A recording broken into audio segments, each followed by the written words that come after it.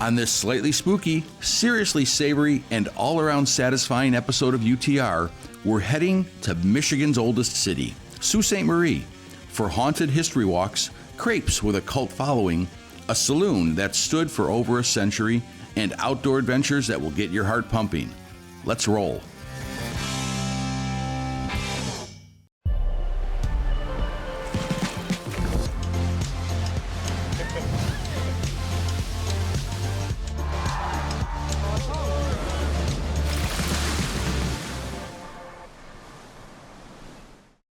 The stall's Motors and Music experience features a collection of automated music machines, neon signs, gas pumps, and 150 years of automotive history. More info at stallsauto.com. We've been around the world, But there's one place we keep coming back to. and the more we explore, The more we realize. it's the place to be. I'm Tom Dalton, I'm Jim Edelman. and this is Under the Radar Michigan.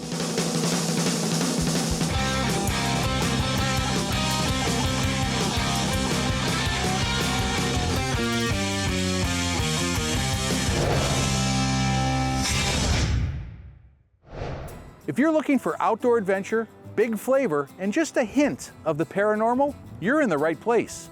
This is Sault Ste. Marie. Settled in 1668, Sault Ste. Marie has stories to tell, some written in history books and others whispered under the glow of lantern light. Here, you'll find adventurous locals, welcoming small businesses, and experiences that are anything but ordinary. Sault Ste. Marie is located in Michigan's Upper Peninsula, right on the border with Canada. It's where the Great Lakes connect and where good stories begin.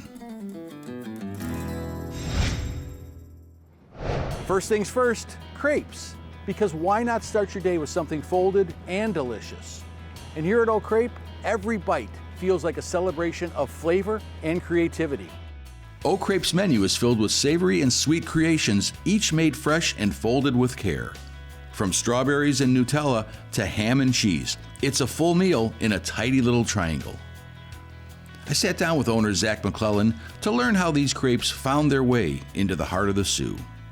So if you're watching this right now and you're looking at this guy and you're thinking, God, he looks familiar. Well, you're right, because he does date back to season 10, episode 4. Zach McClellan, you joined us from Prost in Frankenmuth back then. Absolutely. And now we're at your new crepe and coffee place, Oak Crepe. Oak Crepe. Here in the Sioux. Yes. How Good does to be that back happen? with you, Yeah, man. yeah, good to see you too. Yeah. Oh, this is home for you, right? Originally from Sault Ste. Marie. Yeah, Yes. yeah. Yeah. So, yeah, the Sioux's been really special to me. My wife's actually from Sault, Ontario. So, not planned, even though I joke that, because I was born in Sault, Ontario too. So my family's in the candy business that's also on Portage. That's where my dad's candy start happened. It was just down the road at Fudge du Lac. Ah, okay. So you were making fudge at a young age. I was going to say, so sometimes when I'd be up here walking the street or something like that, we felt like maybe it could be a quick, treat for people, that a crepe would work out really well with the locks right across the street. Yeah. So it just kind of morphed, and then we decided, what the heck, let's do it. Yeah, and it's just nice to have, when you look at breakfast and also late, what are your hours? We're open until 7 at night, Yes. so we have breakfasts and then all the way to savory. And everybody likes a coffee, especially I have a new 5-month-old, so I'm dusting coffees all the way till night. I just started drinking it this year, so I'm a newbie to the coffee Welcome. scene. Yeah, so I'm even drinking my prop. What makes a crepe a crepe? Well, it's kind of like a cousin to a pancake. It's just a lot thinner, and then you can literally throw whatever you want into it, and that's what we really love. We do a bunch of different types of crepes, savory to sweet to breakfast, and I mean, you literally can do whatever you want and try to treat yourself. Mm-hmm. What I do like about it is we've really tried to make it an experience, so you can see it being made right in front of you. And just watching, the young ladies who can spin 4 crepes at a time and get them all done, we really like that aspect. It's an experience more than just breakfast. And then we haven't even talked about the locks. I mean, my dad, starting up here, he would always tell me, no matter what, we have to make sure that we always work to enhance the Sioux. He said, because you could have cities all over, but you're never going to have a lock like the Soo locks. And It's just, you see the ships coming through there. It's like they're walking down the sidewalk. it is incredible. Yeah. It's incredible to be able to see a ship that size across the sidewalk. It's insane how big they are. Yeah, and changing its perspective too, starting here and ending here. Yeah. And Even just from watching that drop. Even from the store here, you can see them come in low, and then all of a sudden you look over and it's a gigantic wall of steel. And that is pretty cool. Yeah, I mean, from an economic standpoint and from a tourist standpoint, they're just, you get excited when you see one miles out on the lake. Oh yeah. When you see it up close, I know, for Tom, we geek out on ships, and that's just, It's cool. Some of the stores you walk down, they have the ship trackers on their TVs, and you can see when they're coming through, which we think is really cool. Exactly. So what inspired you with O Crepe? And am I hitting the O? I mean, is it O Crepe? I mean, am I? It kind of depends on what type of day you're having, But the big thing with us is we really thought that a lot of people walk in sometimes when ships come in. You don't always want to be caught at a table. So if you can take something that's walkable and enjoy it, we thought that being on the locks that would be a really nice treat. And that's kind of how we came up on it. Was we missed a few ships sometimes, and we didn't want to do that anymore. So we felt like something quick, you could take it and walk with it. For us, we thought that was not trying to balance a plate on your lap as you're cutting your steak, right? Exactly. It's a little bit easier with a crepe. So that's kind of how we decided on this treat with O Crepe and coffee. Warm, comforting, and just a little bit fancy. O Crepe proves great food can both be creative and yummy.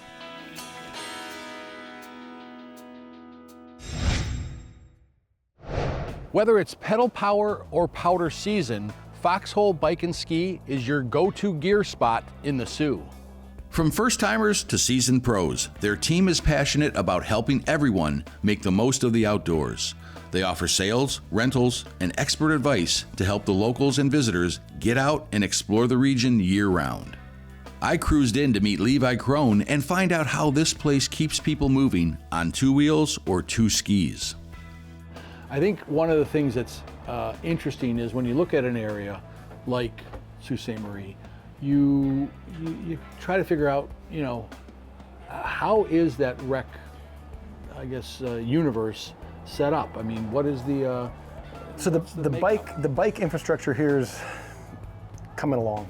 So we're building some mountain bike trails locally that will feed off of the mountain bike trails that are in Canada and then throughout the area. Nordic skiing is already set up, so there's a lot of places in the area you can go cross-country, Nordic skiing, downhill, a little bit of traveling, but having a place where you could get stuff serviced, try things out. There wasn't anything like that in town. So you were showing us the cross between the Nordic and the telemark ski earlier, and that's a very cool transition to a different kind of skiing. Yeah, so the Altais that we carry, they have a universal binding, don't require a groomed trail, and they allow you access to where you could snowshoe or hike in the winter, allow you access off trail to go explore more of the area. In the cycling world, you said you've got mountain bikers who are getting into road biking. Yes. But your road bikes, you're not putting them into a 12 or 15 speed road bike, right? Skinny tires, you're putting them into a cruiser, right? Yeah, well, we have the options for everything. So gravel's really exploded the last couple years, and one of the nice things about this area is within 20 minutes, you have thousands of miles of national forest land that are all gravel, all open for recreation. Fire roads, is that what those are? Fire roads, service roads, gravel, like state roads. I mean, some of the roads that cross through are gravel, and they're a state highway or a state road. Dirt road. Yeah, dirt road. Yeah, exactly. That's what I've noticed a lot more. I live on a dirt road downstate, and I've noticed just so many more what look like road bikes on the gravel road. Yeah, so the gravel bike community kind of wanted to ride road, but had, to have this access. So they modified the bikes with wider tires, you're not going to get the same amount of speed you would on a road bike, but it gives you that experience, and it's created an entire infrastructure of racing and recreation. And also when you encounter a gravel road and you're not on your road bike with your, Exactly. 175 tire, Yeah. you're not gonna, fall over. Exactly, yeah. A lot less punctures, a lot more comfortable ride on a gravel road, so. Yeah, because your pressure's not that great, Yeah. right? Yeah. So, and the biggest drawback for most people that are getting into bikes is comfort. The seats take a while to break in, so that comfort for the rider, if you have a little bit more cushion in your tire, it's not going to cause as much issue. Yes. Cushion is important. Correct. Yes. Especially as you're a later in life rider. Yeah. Yeah. I mean, my bike seat when I was 25 was a lot more uncomfortable than my bike seat now at 62. Yeah. So. And that's good. And the nice thing about cycling is something you can do for years. You can modify your bikes to make it fit the comfort level you need. So. Well, let's go take a comfortable bike ride. All right. Let's do it. Whether you're gliding through snow or cruising by the waterfront, Foxhole Bike and Ski is ready to gear you up. And speaking of the waterfront, how about a little paddling with your Sioux adventure?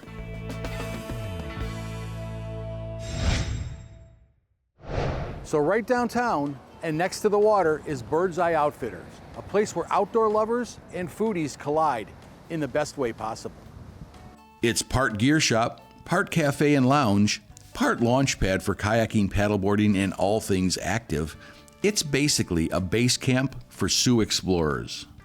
I dropped in to chat with Ken and Wilda Hopper and learn how Bird's Eye is helping people see Sault Ste. Marie from a new perspective.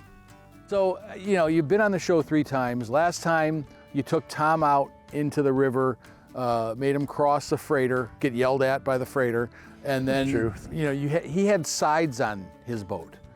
I noticed I don't have sides on my boat, and I have to stand up. So you're making it more, every time it's a little bit more progressively harder, right? Challenging. Yeah. So I appreciate the challenge. We started on the ground, right? It was a did. snowshoe hike. Yeah, the snowshoe hike. Lots of fun with you guys in your love of Sioux's outdoors, and I think that is the basis of Bird's Eye, right? That's where it all started. Yeah. So we found that that's our purpose, trying to get people outside more and enjoy what we're surrounded by. Oh, and it is spectacular. I mean, our conversation yesterday with Levi and cycling, and it all melts together, and that connection with getting people active. And I think that's what draws your type. Yeah, it's creating community, actually, and the more you can get people out together, the more they're going to learn together, the more they'll be comfortable together, the more there's safety in numbers. So, yeah. Well, obviously your love of the outdoors is part of what drives you, but what continues to get you up every day? What excites you about doing what you do?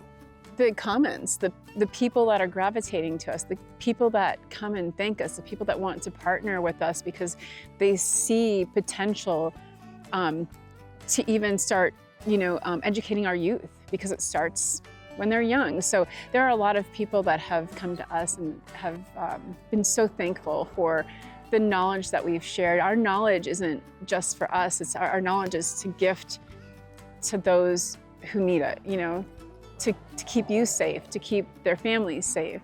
Back to the point of us being surrounded by water.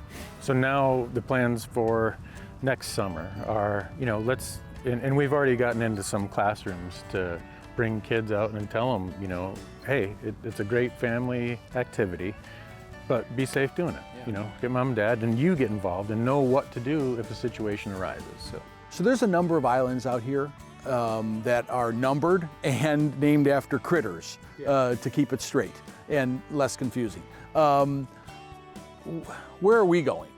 Okay, so they didn't get very creative in the past, right? So you've got island number 1 down there. Island number 2, which is now Voyager Island Park. It's city owned, and then our nonprofit maintains it, and there's hiking trails on that. And then you've got Island 3 over here, and that is a nonprofit is turning that into a duck preserve. Friends of Pippin Land Trust. It's fun. You got close. And then, of course, you know, to confuse matters, Island 4 is on the other side of the shipping channel, and there's another Island 1 on the other side of the shipping channel. So, and there's Steer Island also, which... Doesn't have steer. No, it actually has goats. They're the resident landscapers for a couple of nonprofits are working on that for historical preservation. Let's suit up and hit the water. Awesome. I'm in.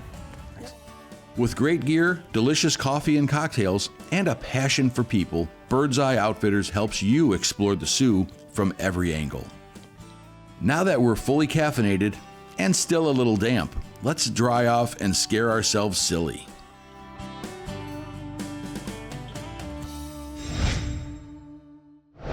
As night settles in on the Sioux, history takes on a whole new mood. Sault Ste. Marie Haunts and History Tour blends spooky storytelling with historical facts, revealing the haunted side of Michigan's oldest city.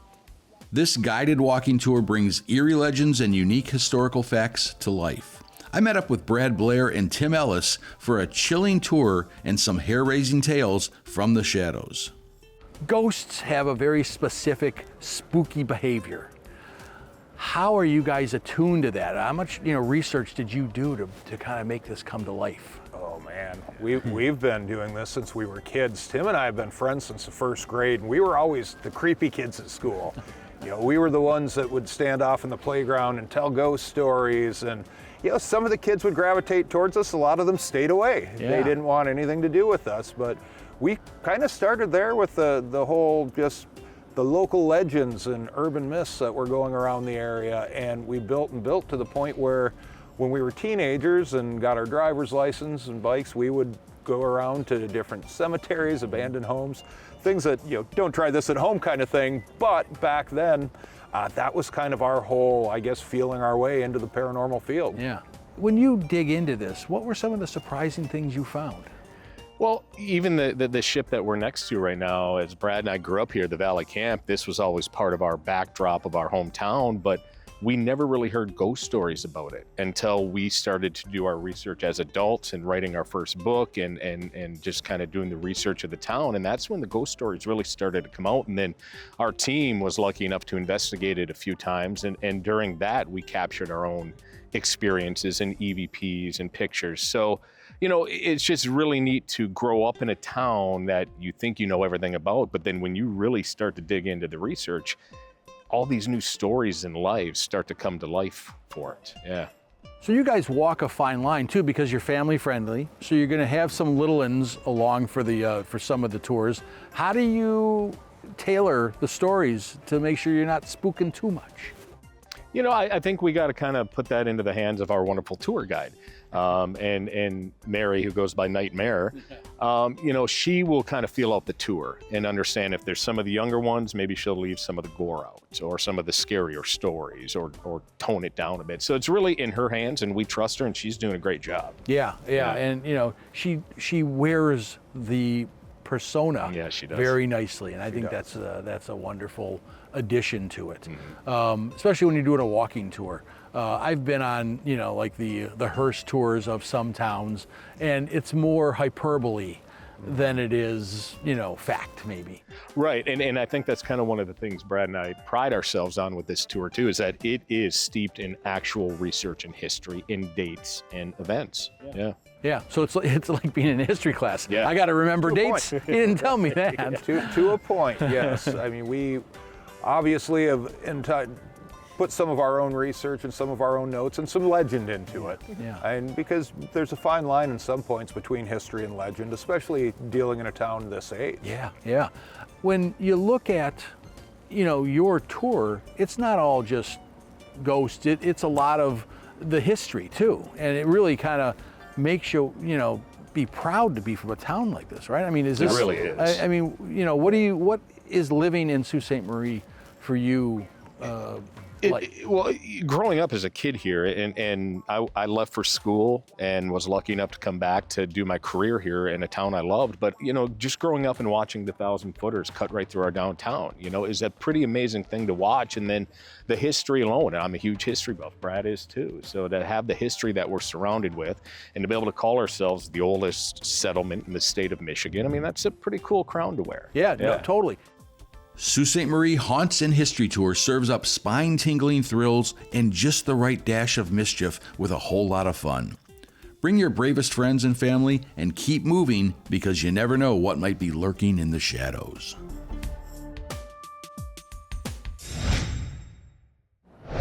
So our final stop is a place that proves you don't have to pick between bold flavors and local history, because the Palace Saloon, they serve up both on one plate. Established in 1903, the Palace Saloon is one of Michigan's oldest bars, and these days it's also one of the Sioux's go-to spots for Mexican food.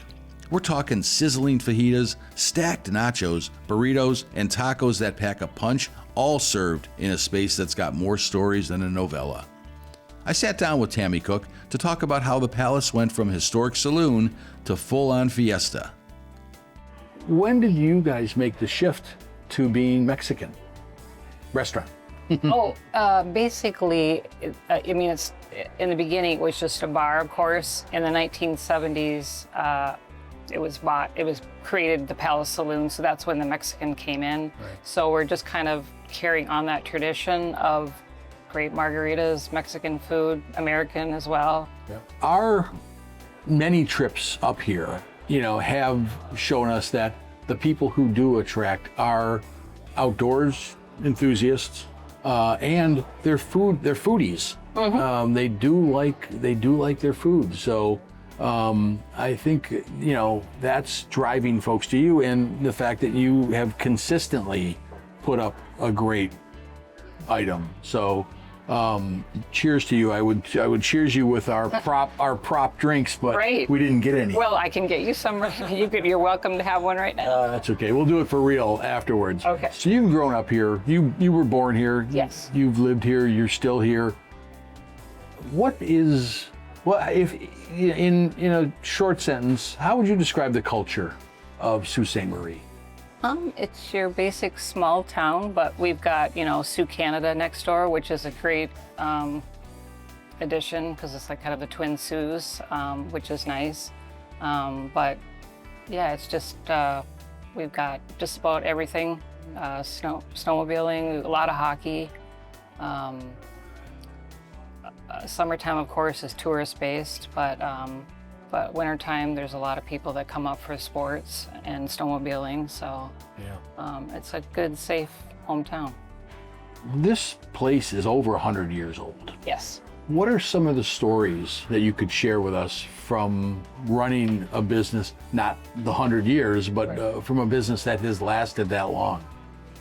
I've got the Coco family originally started it. I got to know one of their family members, so he kind of introduced me to a lot of the history, so it was kind of nice to meet him. We've got kind of a storyboard in the front that kind of tells that story of the palace. Yeah. So yeah, we've got some of the original. We've got a lot of the original recipes, the margaritas, the con queso, of course. So we kept a lot of the history, and we tried not to change a lot of the things, as far as the decor and that sort of thing. Yeah. You're always searching for new flavors, new twists to things. Where do you get inspiration for that from? I just try to follow the trends. So something. We're always trying to add something new to the menu. Like we usually have a feature every month. So just following trends and food shows and that sort of thing. So you go on vacation and pop into places and look around. Sure. Yeah, for sure. I'm always looking at the menu. Yeah, I'm always working when I'm in a restaurant. Yeah. There's no shutting that. No, there's not. Okay, so there's tomatoes and onions in the salsa. What else is in there? Right. Yeah. It's not gonna be that easy, is it? I can't just throw in an oddball question and get you to answer it. No. Yeah. Okay. All right. Well, we'll work on that. And I think, it just has a really fresh flavor. So congratulations on that. So yeah, let's dig into some grub, I think, right? Sounds good. Yeah. From ghostly tales and sugar-dusted crepes to gear shops, outfitters, and a bar with a 100-year story, Sault Ste. Marie has a way of staying with you. So now you know that the Soo isn't just a border town. It's a feast for the senses and a playground for the curious. So join us next time as we uncover some more hidden gems on Under the Radar Michigan. And here at Oak Crepe, there's some other words that follow that. I was just happy to get through that first part. Go-to gear stop in the Soo. It's actually a gear spot.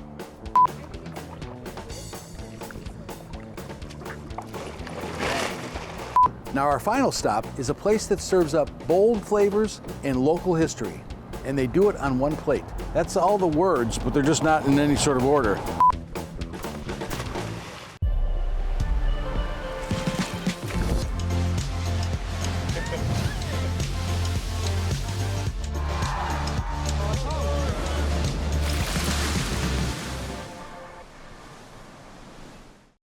The stall's Motors and Music experience features a collection of automated music machines, neon signs, gas pumps, and 150 years of automotive history. More info at stallsauto.com.